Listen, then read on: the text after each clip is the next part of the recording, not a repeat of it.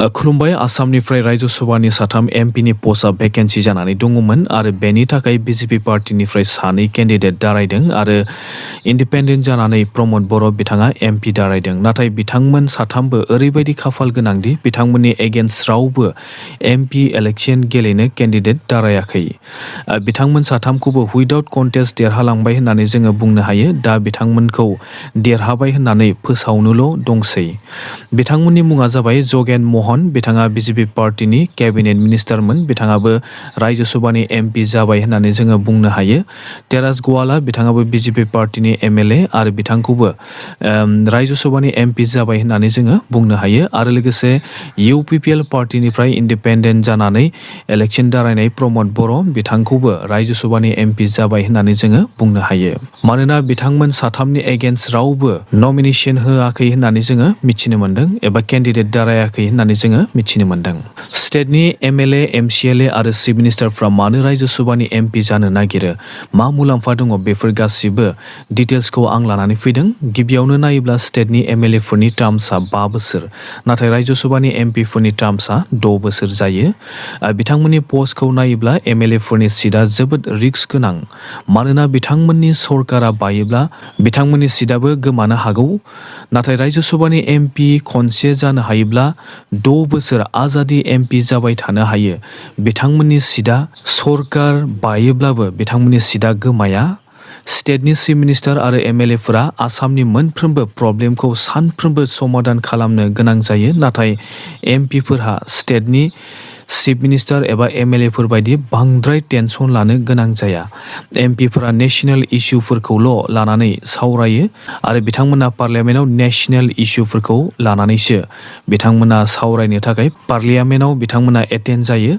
एमपिफोरा दिल्लीयाव फ्रियावनो थानो गिदिर बांला एबा फ्लेट मोनो आरो लोगोसे बिथांमोना फ्रियावनो फार्निचार मोननो हायो आरो फ्रि मोब्लिब बिथांमोना मोनो आरो फ्रि दैनि फेसिलिटिफोरखौबो बिथांमोना मोननो हायो। एमपिफोरा गाव आरो गावनि फेमिलिखौ बेरायनो लांनो थाखायबो बोसोरफ्रोमबो 34 बार प्लेननि टिकेट फ्रियावनो मोनो। इन्डियानि जायखिजाया जायगायाव प्लेनजों बिथांमोना थांनानै बेरायहैनो हायो। बिथांमोना 34 बार बेरायनो थाखाय टिकेट मोनो बोसोरावनो, आरो 6 बोसोराव बेसेबां मोनगोन नोंथांमोना बेखौ केलकुलेसन खालामनो हागोन। बेल' नङा, ट्रेननि फार्स्ट क्लास एसियाव बेरायनो थाखायबो आनलिमिट फ्रि टिकेट मोनो होननानै जोङो मिथिनो मोन्दों। आरो लोगोसे अफिसियेल खामानिनि थाखाय कार इउज खालामब्लाबो थावनि खरसाखौ बिथांमोना सरकारनिफ्राय मोनफाफिनो। आरो लोगोसे न'आव खामानि मावग्रा लाग्राफोरनो बेथनखौ सरकारानो होयो होननानै जोङो मिथिनो मोन्दों। बिथांमोना फ्रियावनो फन इउज खालामनो हायो आरो इन्टारनेटखौबो फ्रियावनो बाहायनो हायो होननानै जोङो मिथिनो मोन्दों। आरो लोगोसे जायफोरा एमपि जाबाय बिथांमोननि फेमिलिया फ्रि मेडिकेल ट्रिटमेन्टबो मोननो हायो। आरो इन्डियानि आयेन बानायनायफोराव एमपिफोरा बाहागो लानो सुबिदा मोनो आरो बिथांमोननि बेथना मान्थलि 2,86,000 रां जायो आरो बिथांमोना पेन्सनबो मोनो। आरो लोगोसे 5 कौटिहै बोसोराव रां मोनो। डेभेलपमेन्टनि खामानि मावनो थाखाय एमपिफोरा बोसोरावनो 5 कौटि रां मोनो। बिथांमोना समस्तिफोरनि एबा स्टेटफोरनि टेनसन लानो गोनांथियानो गैया। बिथांमोननि जबखौ टेनसन फ्रि बुंनो हायो मानोना बिथांमोना पाब्लिकफोरनिफ्राय फ्रि जायो। बिथांमोना गामि गामि थांनानै भट बिहैनो गोनांथिबो गैया। बिथांमोननि इलेक्सनाव एमएलएफोरासो भट होयो। बिहार स्टेटनिफ्राय नायोब्ला बिहार स्टेटनि चिफ मिनिस्टार नितीश कुमार बिथाङाबो चिफ मिनिस्टार पस्टखौ रिजाइन होनानै बिथाङाबो राज्य सभानि एमपि जासिगोन। आरो लोगोसे प्रमद बर' बिथाङाबो राज्य सभानि एमपि जाबाय होननानै जोङो बुंनो हायो। प्रमद बर' बिथाङा इन्डिपेन्डेन्ट जानानैसो एमपि दारायदों। बे हिसाबै प्रमद बर' बिथाङा एमपि मावबाय थानाय समाव गुबुन पार्टिफोराव बिथाङा जइन जानो हाया। जुदि प्रमद बर' बिथाङा गुबुन पार्टियाव जइन जानो नागिरोब्ला एबा जायोब्ला बिथांखौ राज्य सभानि एमपिनिफ्राय केन्सेल खालामनाय जागोन आरो बिथाङा एमपि पस्टखौ खोमाना लानो गोनां जागोन। जुदि बिथाङा राज्य सभानि एमपि जानायनि उनाव जुदि बिथाङा नेशनेल पलिटिकेल पार्टिफोरजों जइन जानो नागिरोब्ला बिथांनि एमपि पस्टखौ केन्सेल खालामना होनाय जागोन एबा दानना होनाय जागोन होननानै जोङो मिथिनो मोन्दों। बिथाङा इन्डिपेन्डेन्टहैनो 6 बोसोर राज्य सभानि एमपि जानानै बिथाङा थानो नांगोन। उत्तर प्रदेशनि गाजियाबादाव एक्स मुस्लिम इउटिउबार सालिम वास्तिक बिथांखौ 27 फेब्रुआरि खालारखालि सानै मानसिफ्रा इउटिउबारनि न'आव फैनानै देगारजों गोदोना आरो उदैयाव गोबां बार थुनानै बुथारनो नागिरग्रा सानै दायनिगिरिफोरखौ उत्तर प्रदेशनि पुलिसफोरा गावथारबाय। इउटिउबारखौ हस्पिटालाव ट्रिटमेन्ट खालामगासिनो दङ। देगारजों थुजानाय इउटिउबारा मुस्लिममोन, नाथाय बिथाङा मुस्लिमनि एगेन्स्ट बुंनानै सनातन धोरोम लाबाय होननानै जोङो मिथिनो मोन्दों। सनातन धोरोम लानायनि उनाव बिथाङा मुस्लिमफोरनि एगेन्स्ट बुंबाय थादोंमोन। बेखौ रागा जोंनानै मुस्लिमफोरा बिथांखौ गोदोना आरो उदैयाव देगार थुहैदोंमोन। बे जाथायखौ मिथिनानै उत्तर प्रदेशनि चिफ मिनिस्टार योगी आदित्यनाथ बिथाङा बुंदोंदि उत्तर प्रदेशआव जाय ल' आरो अर्डारजों खेला गेलेगोन बिथांमोना खारग'नाय नङा होननानै एरेस्ट खालामनो अर्डार होदोंमोन आरो जायनो बे दायनिगिरिफोरखौ दिन्थिना होनो हागोन बिथांमोननो 1 लाख रां होनाय जागोन होननानै उत्तर प्रदेशनि चिफ मिनिस्टार योगी आदित्यनाथ बिथाङा फोसावदोंमोन। दायनिगिरिफ्रा खारखोमाना दङमोनब्लाबो जिसान मुंनि सासे दायनिगिरिखौ 1 मार्च खालारखालि पुलिसफोरा गावथारबाय आरो गुलफामखौ 3 मार्च खालारखालि गावथारदों होननानै जोङो मिथिनो मोन्दों।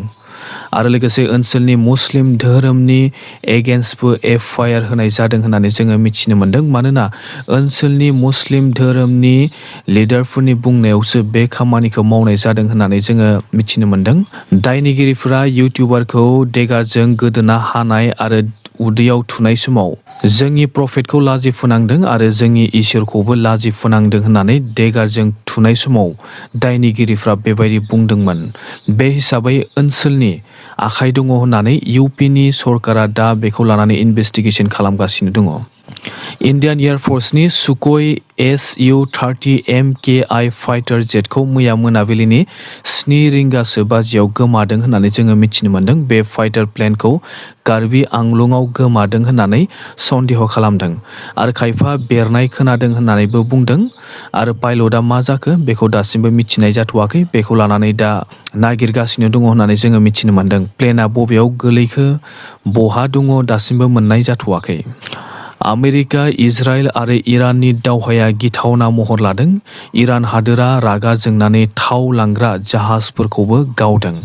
मैया जों मिथिनो मोननाय बायदिब्ला इराननि मिसाइला इन्डियानि 10 खान जाहाजखौ गावफ्रुबाय, जायनि जाहोनाव इन्डियानि 3 मार्चेन्ट नेभिफोरा थैनो गोनां जाबाय। थैनाय मार्चेन्ट नेभिफोरनि मुङा जाबाय केप्टेन आशीष कुमार, बिथाङा बिहारनिमोन। बिथाङाबो इराननि मिसाइलजों थैनो गोनां जाबाय आरो केप्टेन दालिप सिंह, बिथाङा राजस्थाननिमोन, बिथाङाबो थैनो गोनां जाबाय आरो दीक्षित सलानकि, बिथांमोननि जाहाजखौ मिसाइल एटेक खालामदोंमोन, मैयाबो एटेक खालामदोंमोन होननानै जोङो मिथिनो मोन्दों। नाथाय मैया एटेक खालामनायाव इन्डियानि रावबो मार्चेन्ट नेभिफोरखौ जेबो खहा जायासै होननानै जोङो मिथिनो मोन्दों। मिथिनो मोननाय बायदिब्ला मैया एटेक खालामनाय जाहाजाव गासै इन्डियानि 10 जन मार्चेन्ट नेभिफोर दङमोन। जोङो मिथिनो मोननाय बायदिब्ला इन्डियानि जाहाजफोरा स्ट्रेट अफ हार्मस मुंनि सागरनि लामाथिं जाहाजजों थावफोरखौ लाबोदोंमोन, नाथाय बे जायगाखौ इरान हादोरा बन्द' खालामदों आरो जायनो बे लामाथिं फैगोन बेनो गावजागोन होननानै इरान सरकारा वार्निं होदों।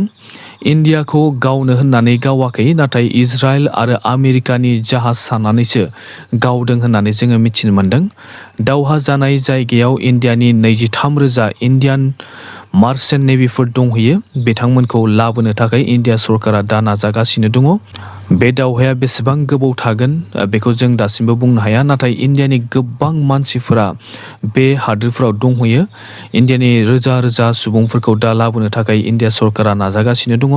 गोबांखौ लाबोनो हाबाय आरो गोबां रोजा रोजा दंबावो होननानै जोङो मिथिनो मोन्दों आरो बेबायदिनो बे दावहा जाबाय थानाय जायगायाव 23,000 इन्डियान मार्चेन्ट नेभिफोरबो दंहैयो। मैया T20 क्रिकेट वर्ल्ड काप सेमिफाइनेल खेलाया इन्डिया आरो इंलेन्डनि गेजेराव दङमोन। बे खेलायाव इन्डियाया इंलेन्डखौ 7 रानाव फेजेननो हाबाय होननानै जोङो मिथिनो मोन्दों। इन्डियाया फार्स्ट बेटिं खालामनानै 20 अभाराव 253 रान खालामनो हादोंमोन। बेनि उनाव इंलेन्डआ 20 अभाराव 246 रानल' खालामनो हादों। इन्डियाया सेमिफाइनेलखौ देरहानानै फाइनेल सहैबाय। T20 cricket world cup final खेलाया इन्डिया आरो निउजिलेन्डनि गेजेराव जागोन। फाइनेल खेलाया 8 मार्च खालारखालि जागोन आरो बे खेलाखौ मोनाबिलिनि 7 रिंगानिफ्राय जागोन होननानै जोङो मिथिनो मोन्दों। बे खेलाखौ गुजरातआव थानाय एहमदाबादनि नरेन्द्र मदि स्टेडियामाव जागोन होननानै जोङो मिथिनो मोन्दों। बे नरेन्द्र मदि स्टेडियामखौ बुहुमनि मादावनो देरसिन स्टेडियाम होननानै जोङो मिथिनाय जायो। बे क्रिकेट स्टेडियामाव 1,32,000 मानसिफोर नायनो हानाय केपासिटि दङ। टिकेटनि बेसेनखौ 2,000निफ्राय स्टार्ट जागोन होननानै जोङो मिथिनो मोन्दों। नोंथांमोना भिडिअखौ मोजां मोनबायब्ला मोनसे लाइक खालाम, शेयार खालाम आरो लोगोसे चेनेलाव गोदानबा चेनेलखौ साबस्क्राइब खालामनानै लानो दाबाव। दासिमनि रादाबा एसेनोसै। Thank you.